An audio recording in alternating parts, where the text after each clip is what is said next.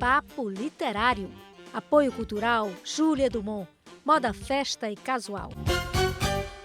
Estamos de volta com o Papo Literário aqui no Centro Cultural Banco do Nordeste de Fortaleza. Nossa entrevista especial de hoje é com o escritor e auditor da Secretaria da Fazenda, o amazonense radicado no Ceará, Antônio Miranda, membro da ACE. Ele é autor dos livros de contos Ponto Cego e Infinitas Pontes e do livro de poesias Exuberância. Agora, ele estreou no gênero do romance com O Derradeiro Fôlego do Tempo, editado pela Lua Nova e lançado ontem na Galeria Benficarte, no Shopping Benfica.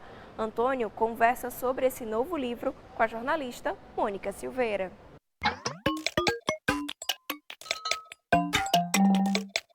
Soraya, eu estou aqui ao lado do Antônio Miranda, com grande prazer, esse escritor fantástico que é contista, poeta e agora também romancista. Está lançando O Derradeiro Fôlego do Tempo. Antônio Miranda, esse livro é um livro com aquele tom psicológico também. Isso. Na realidade, é um livro que ele tem o sabor da questão do psicológico, né? Porque é uma forma de resistência com a vida. A vida em si é muito difícil, naturalmente, né? E esse personagem, pelo choque de tragédia que ele sofre, ele consegue viver 101 anos. Todo esse período da vida dele, aí vem os relacionamentos, de família principalmente, das tragédias que ele sofreu, e daí outras histórias surgem, com o ponto principal sendo o Fernando, que eu chamo de Nando aí no meu romance, né? O apelido dele é Nando.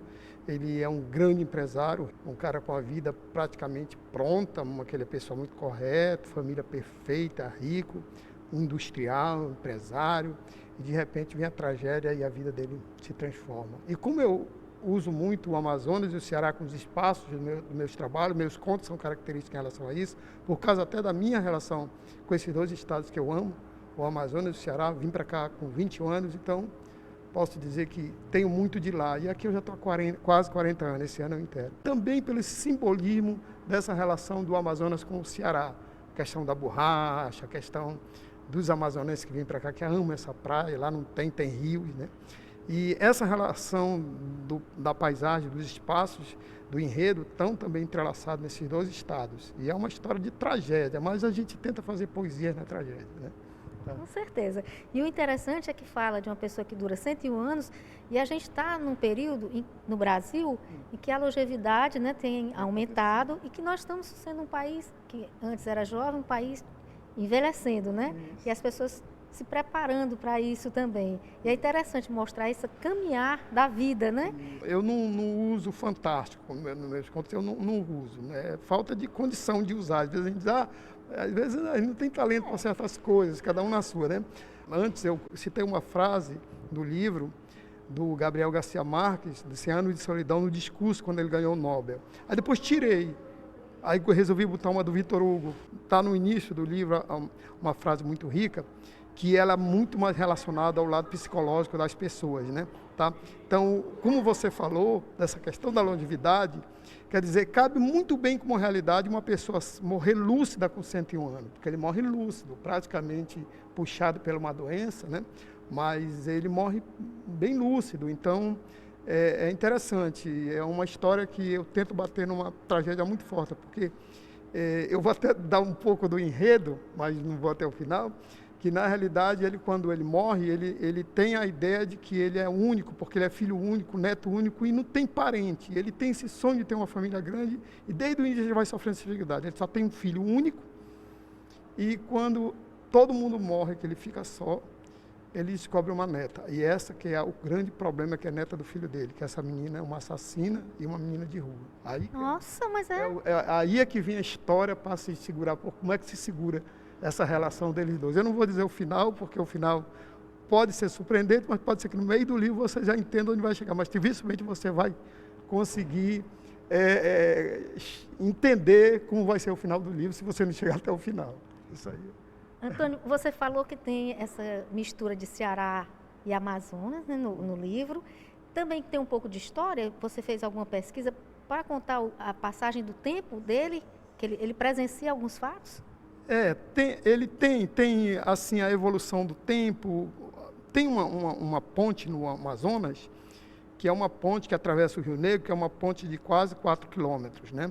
Que atravessa uma parte mais estreita do Rio Negro, que é um afluente do Rio Amazonas. Quando ele fica debilitado, ele corre para o Amazonas. Então, tem também uma passagem, é pano de fundo, eu não trato exatamente disso, mas tem. Eu falo, por exemplo, sobre a ditadura militar, né? Porque o filho dele era um militante e as pessoas se admiravam dele como é um filho de industrial militante, e o pai dele era de extrema-direita. Mas eu não trato desses pontos, mas se você ler, vai entender que, como todo grande empresário, às vezes tem essa visão de não ver o fundo mais elástico, eu diria assim, sabe?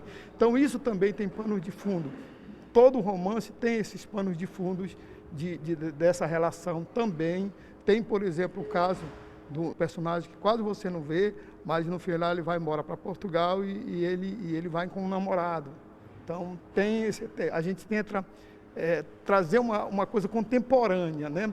Mas trato sim dessas relações do tempo, né? Um pouquinho coisa sobre a questão como foi construído o Teatro Amazonas, né?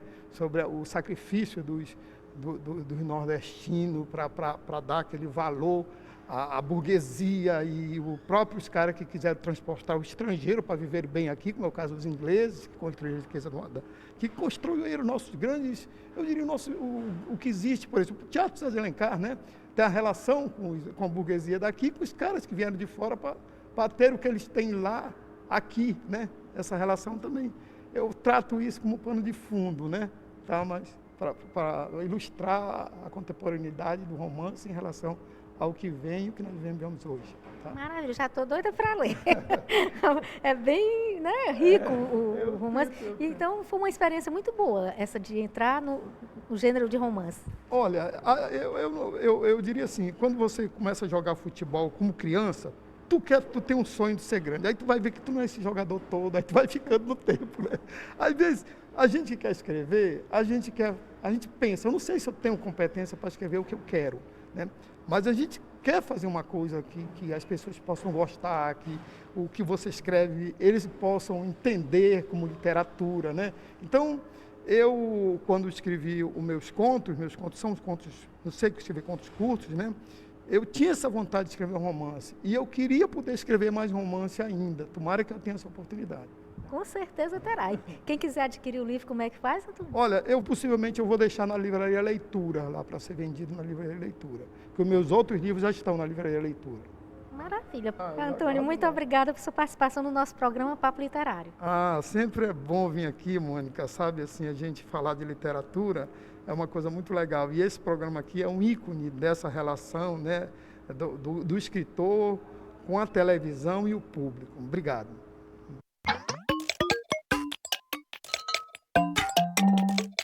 No próximo bloco tem um festival literário para despertar o hábito da leitura nos pequenos e uma crítica literária do coletivo Escambau sobre o novo livro de Socorro Acioli. É logo após o intervalo. Papo Literário. Apoio Cultural Júlia Dumont. Moda, festa e casual.